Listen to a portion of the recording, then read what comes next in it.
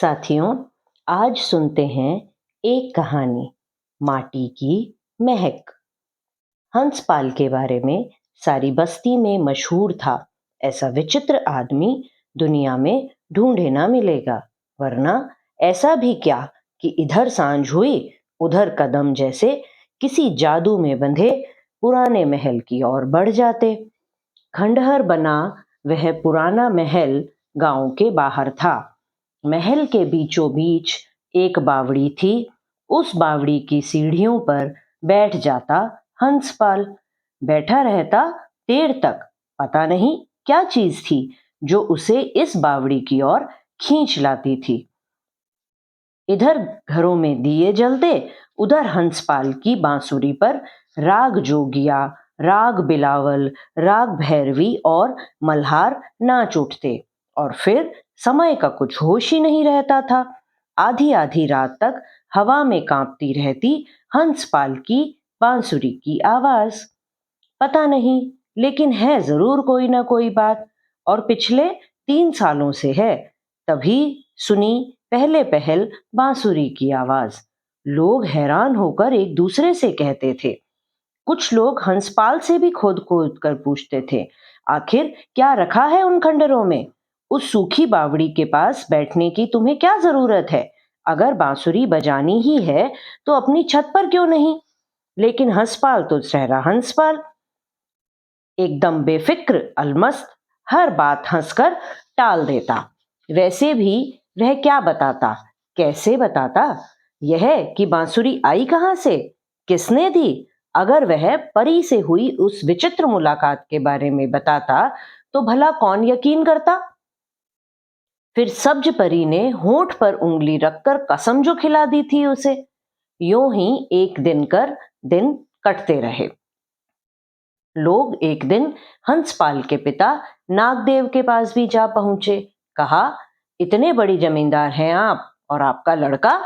नागदेव मूंछों में मंद मंद हंसे। बोले, अभी उम्र ही क्या है उसकी, लड़कपन है, बड़ा होकर खुद ही संभल जाएगा। इधर पिता की शय, उधर नाना नानी का लाड।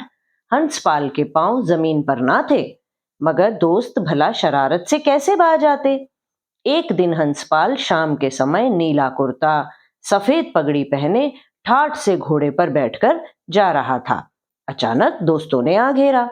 वे पहले से ही सोच कर बैठे थे, बहुत हुआ, अब हंसपाल को राह पर लाना ही होगा। रलिया ने हालचाल पूछने के बहाने उसे रोका और मखना ने कोई पुराना किस्सा छेड़ दिया। बोला, सुनो हंसपाल, जरा ध्यान से सुनो। रात मुझे एक कहानी याद आई।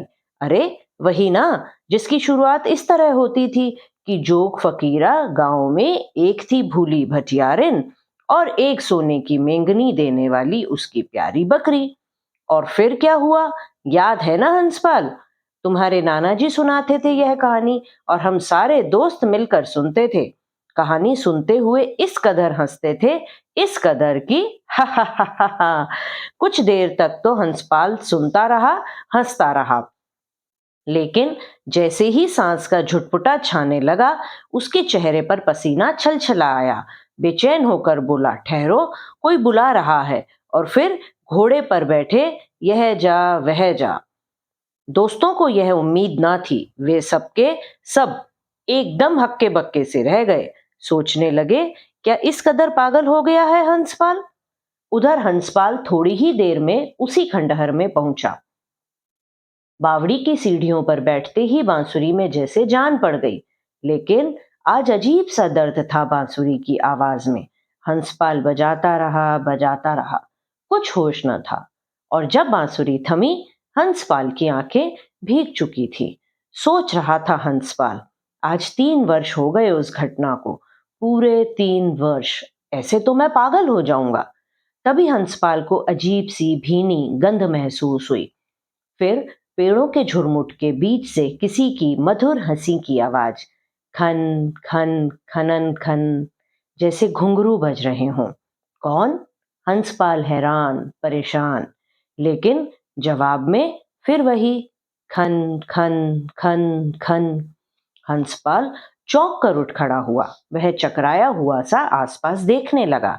तभी उसे बड़ी मीठी आवाज सुनाई दी, जिसके इंतजार में तुम बैठे हो, मैं वही हूँ हंसपाल। और सब्ज परी हंसपाल के सामने थी। हंसपाल को अपनी आंखों पर यकीन नहीं आ रहा था। अचानक 3 साल पहले का दृश्य हंसपाल की आंखों में तैरने लगा। जब यूं ही घूमते घामते वह बावड़ी पर आया था और सब्ज परी से भेंट हुई थी। तो क्या सब्ज परी को अब तक याद है उसका नाम? उफ, मैंने कितनी तकलीफ झेली है इन 3 सालों में, कैसे काटा है एक एक दिन। हंसपाल ने कहा, अब तो तुम मुझे छोड़कर नहीं जाओगी ना? मैं जानती हूँ तुम्हारा दुख। हर शाम यहाँ बावड़ी पर आकर चुपचाप तुम्हारी बांसुरी जो सुनती थी। मैंने सचमुच बहुत कड़ी परीक्षा ली तुम्हारी, परंतु तुम खरे उतरे। सब्ज परी के स्वर में दर्द था, लेकिन फिर भी धरती पर मेरा रहना नामुमकिन है। तो फिर मैं परीलोक चलने को तैयार हूँ। क्या यह भी नामुमकिन है? हंसपाल ने अधीरता से कहा। नामुमकिन तो नहीं, सब्ज परी ने कहा। तुम कल यहीं मिलना, मैं परी रानी से अनुमति लेकर आऊंगी। और अगले दिन सब्ज परी आई तो उसके पास सूरज की किरणों जैसे सुनहले सुनहले 2 पंख थे। उसने वे पंख हंसपाल के कंधों पर बांधे। दोनों एक साथ उड़ने लगे और अगले ही पल वे परीलोक में थे। सब्ज परी हंसपाल को परी रानी देवमालिका के पास ले गई। परीलोक में नृत्य उत्सव तो हर वक्त चलते ही रहते थे, पर हंसपाल के स्वागत में और अधिक रंगारंग कार्यक्रम हुआ। इसके बाद परी रानी ने अपने सेवक से कहकर परीलोक की सबसे खास सुरधनुषी वाटिका से अमर फल मंगवाया। उसका सर रस निचोड़कर हंसपाल को दिया। लो, इसे पियो। जब तक यहाँ रहोगे अमर रहोगे। पीते ही हंसपाल को अपने भीतर अद्भुत परिवर्तन महसूस हुआ। नई ताजगी नए आनंद से भर उठा। अब सब्ज परी और हंसपाल परीलोक में साथ साथ घूमते। हंसपाल ने परीलोक के बारे में बस सुना ही था, पर यहाँ आया तो जैसे बुद्धि चकरा गई। पूरी एक अचरज भरी दुनिया उसके सामने थी। एक पल सुख और आनंद से बीतता, दूसरा ही पल बहुत आनंद से बीतता। परीलोक के चप्पे चप्पे से वह परिचित हो गया था। जीवन में कहीं कोई दुख न था, कोई अभाव न था। सब्ज परी और हंसपाल को साथ साथ देखकर दूसरी परियों को ईर्ष्या हुई। वे आपस में कहती, धरती का आदमी यहाँ क्यों आ गया, कैसे आ गया? फिर तो हमारे सारे नियम धरे रह जाएंगे। हम परियों को कौन पूछेगा? किसी किसी ने कहा, हमें परी रानी को अपनी बात बतानी चाहिए। ऐसे ही मनमानी होती रही तो? बात बढ़ते बढ़ते परी रानी देवमालिका तक पहुंची। परी रानी ने ध्यान नहीं दिया तो सब परियां इकट्ठी होकर अपना विरोध प्रकट करने आईं। पहली बार किसी ने परी रानी से सवाल किया, पर सवाल तो वाजिब था। सुवर्णा परी सबसे आगे थी। उसी ने कहा, आपने हंसपाल को अमर बना दिया, यह तो ठीक नहीं। परी रानी ने समझाया, जो होना था वह तो हो चुका, अब इसे भूल जाओ। नहीं परी रानी, ऐसे तो परीलोक का अनुशासन बिगड़ जाएगा, सब परियों ने एक साथ मिलकर कहा। परी रानी असमंजस में थी, सोच रही थी क्या करूं क्या नहीं। उसने परियों को फिर से समझाया, हंसपाल को अमरता का वरदान तो दिया जा चुका है, अब उसे वापस लौटाना संभव नहीं। तो ठीक है, उसे सदा युवा रहने का वरदान मत दीजिए। वह बूढ़ा होगा तो खुद ही ऊब कर यहाँ से चला जाएगा। केतकी परी ने सुझाव दिया। परी रानी बोली, ठीक है, आप सब मेरे पास शिकायत लेकर आई हैं, मुझे कुछ तो आपकी बात रखनी पड़ेगी। पर हंसपाल बुरा नहीं है, कहीं ऐसा न हो कि बाद में आप लोगों को पछतावा हो। जो भी हो परी रानी, परीलोक का अनुशासन तो रहना ही चाहिए, नहीं तो सब गुल गबाड़ा हो जाएगा। इस बार भी सुवर्णा और केतकी परी ही सबसे आगे थी। आखिर परी रानी को परियों की बात पर मुहर लगानी ही पड़ गई। हंसपाल को अमरता का वरदान तो मिला, पर वह धरती के लोगों की तरह बूढ़ा भी होगा। हमेशा युवा रहने का वरदान उसे नहीं मिल पाया। इस बात का पता हंसपाल और सब्ज परी को भी चला, पर उन्होंने कुछ परवाह नहीं की। किसी ने पूछा भी तो उन्होंने हंसते हुए कहा, अब कल की बात तो हम कल ही सोचेंगे, आखिर आज का सुख भी तो कम नहीं। हमेशा कल के बारे में सोचकर क्यों हम मन मैला करें? हंसपाल और सब्ज परी के कुछ वर्ष बेहद आनंद से बीते। सारा दिन घूमना, पुष्पवनों की सैर, फूल चुनना, हरित उद्यान में किस्म किस्म के खेल खेलना, एक दूसरे के को किस्से कहानियां सुनाना, ढेरों बातें, साथ ही नृत्य कला का अनूठा आनंद। कितने सुख भरे दिन थे। लेकिन फिर अचानक कुछ बदल गया। हंसपाल के शरीर, चेहरे और चाल में फर्क दिखाई पड़ने लगा। उसमें पहले जैसी चुस्ती ना रही। वह जल्दी थक जाता, चेहरे पर भी बुढ़ापे की एक दो रेखाएं देने लगी। कई बार वह उदास हो जाता, सोचता मैं परिलोक में आया ही क्यों। लेकिन सब्ज परी उसे दिलासा देती, तुम यह सब मत सोचा करो, तुम मुझे अब भी उतने ही अच्छे लगते हो जितने पहले लगते थे। हाँ, पर कहते कहते हंसपाल रुक जाता। कुछ था जो उसके भीतर अटका हुआ था। उसकी आंखें रह रहकर गीली हो जाती। कुछ समय बीता। हंसपाल का सारा शरीर झुर्रियों से भर गया। शरीर थका थका रहता। वह बहुत धीरे धीरे चल पाता था।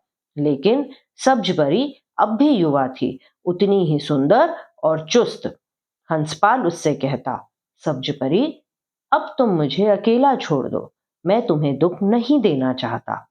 लेकिन सब्ज परी अब भी उसे उतना ही चाहती थी। उसे अपने साथ घुमाने ले जाती, खूब बातें करती, किस्से कहानियां सुनाकर दिल बहलाती, दिलासा देती। हंसपाल कभी कभी निराश हो जाता। परी लोक की सुंदरता अब मुझे अच्छी नहीं लगती। सब्ज परी, मुझे धरती पर जाने दो। सब्ज परी कहती, तुम बेकार सोचते हो, बुढ़ापे में तुम पहले से अधिक सुंदर लगते हो, भला यहाँ से जाने की क्या जरूरत है।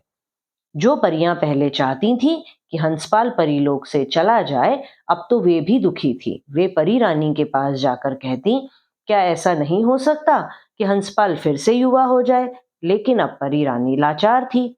कहती, अब मेरे हाथ में यह नहीं है। फिर एक बात, दिन की बात, हंसपाल अकेला घूमने निकल पड़ा। जान पूछकर वह एक अजनबी रास्ते पर पड़ा जो परीलोक के पिछवाड़े की ओर से जाता था। चलते चलते एक सुनसान जंगल आ गया। वहां अजीब सी गंध थी। जाने क्या हुआ कि हंसपाल के पैर तेजी से आगे बढ़ने लगे। उसे लगा यह गंध परीलोक की नहीं हो सकती। यह गंध कुछ ऐसी है जिसके लिए वह वर्षों से बेचैन था। कुछ दूर जाने पर महक तेज हो गई और आश्चर्य, नीचे धरती नजर आ रही थी। बहुत पास, दूर दूर तक हरे हरे खेत, वर्षा की बौछारों में भीगते हुए किसान हल जोत रहे थे। स्त्रियां धान रोप रही थीं। धान और माटी की महक जैसे उमड़ उमड़ कर चारों ओर फैल रही थी। हंसपाल के आगे उसका बचपन तैर गया। फिर पहली बार जिद करके उसने नाना के खेतों में हल चलाया था। तब भी मिट्टी की ऐसी ही मीठी मीठी महक महसूस की थी उसने। अचानक उसे पत्तों की खड़खड़ाहट सुनाई दी। पीछे मुड़कर देखा, परियां एक कतार में खड़ी थी। उनकी आंखों में आंसू थे। मैं तुम्हारे मन की पीड़ा समझ गई हंसपाल, परी रानी ने कहा, अब हम तुम्हें और नहीं रोकेंगी। और फिर परी रानी के कहने पर सब्ज परी हंसपाल को अपने साथ धरती पर ले आई। हंसपाल को खेतों के पास छोड़ खुद हरे हरे पत्तों पर चमकती ओस के रूप में बदल गई। हंसपाल धीरे धीरे चलता धान के एक खेत में पहुंचा। उसने हल जोतते किसान से कहा, तुम आराम करो, मैं हल चलाऊंगा। आसपास खड़े लोग ताज्जुब में पड़ गए। इतना बूढ़ा आदमी हल चलाएगा। लेकिन हंसपाल को अजीब सी खुशी महसूस हो रही थी। सारे दिन उत्साह से भरकर वह हल चलाता, टप्पे और गीत सुनाता रहता। उसके भीतर से धरती के गीतों का झरना फूट पड़ा था। अब तो रोज रात को आसपास के गांव के बच्चे बड़े सभी हंसपाल के पास आकर बैठते। हंसपाल उन्हें एक से एक दिलचस्प किस्से कहानियां सुनाता। धरती और परीलोक की कहानियां सुनकर सब मुग्ध हो जाते। पूछते, बाबा आपने कहाँ से सुनी है ये कहानियां? कहाँ से? कहते कहते हंसपाल एक पल के लिए अचकचाकर रुकता। फिर हंसते हुए कहता, सपने में। असल में मुझे सपने बहुत आते हैं और हर सपने में एक कहानी। कहानियों के सपने? लोग हैरान हो जाते। हाँ, कहानियों के सपने। और सपनों की कहानियां। हंसपाल हंसता हंसता हंसता उसके आंखों में आंसू आ जाते। लोगों को हंसपाल की बात कुछ समझ में आती, कुछ नहीं, पर सबको लगता हंसपाल में कुछ अलग बात है, सबसे अलग बात। उसकी बातें भी कुछ अलग ही है। हंसपाल को गुजरे आज हजारों साल हो गए, लेकिन हल जोतते किसान अब भी अपने गीतों में उसे याद करते हैं। ये थी कहानी माटी की महक। आशा करती हूँ आपको पसंद आई होगी। धन्यवाद।